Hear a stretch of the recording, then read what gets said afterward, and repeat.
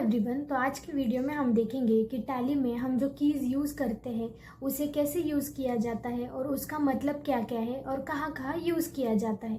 तो चलो देखते हैं कि फंक्शन कीज़ क्या क्या है और शॉर्टकट कीज़ क्या है।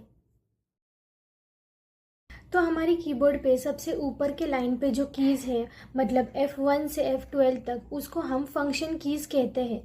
तो ये टैली में इसका मीनिंग क्या होता है वो हम देखेंगे। तो F1 की हम यूज़ कर सकते हैं कंपनी सिलेक्ट करने के लिए।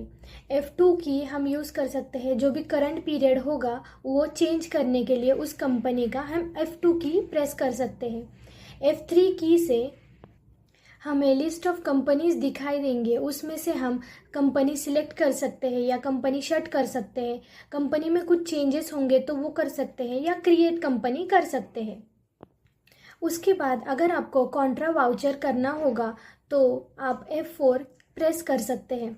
F5 प्रेस करने के बाद आप पेमेंट के वाउचर कर सकते हैं।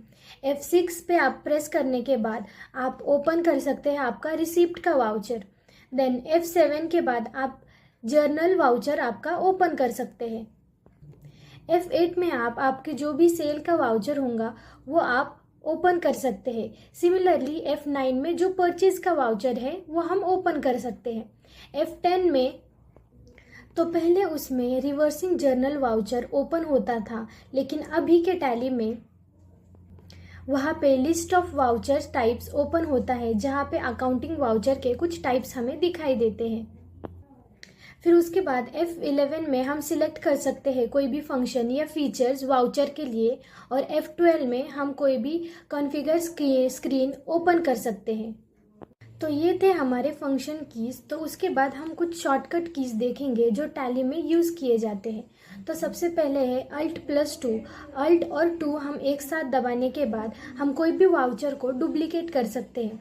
सिमिलर वे से Alt+A दबाने के बाद हम कोई भी वाउचर ऐड कर सकते हैं।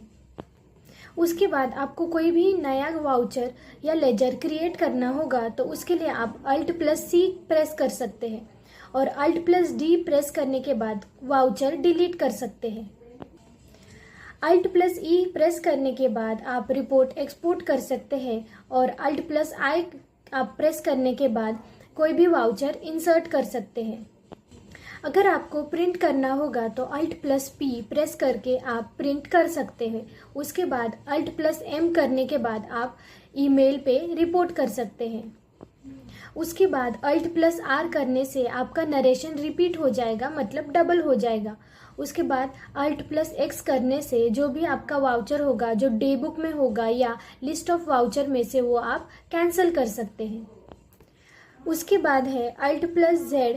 तो उसमें जो भी आपने प्रिंट की होगी तो उसमें आप जूम कर सकते हैं 100% तक स्क्रीन पे। उसके बाद नेक्स्ट है Alt+F1 करने से आप कोई भी कंपनी क्लोज कर सकते हैं।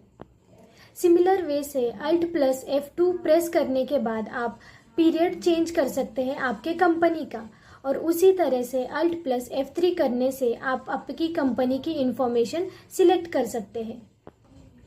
तो ये थे फंक्शन कीज़ के यूजेस और कुछ शॉर्टकट कीज़। तो ऐसी ही इंटरेस्टिंग इन्फॉर्मेशन के लिए हमारे फर्म को कांटेक्ट करें। Thank you.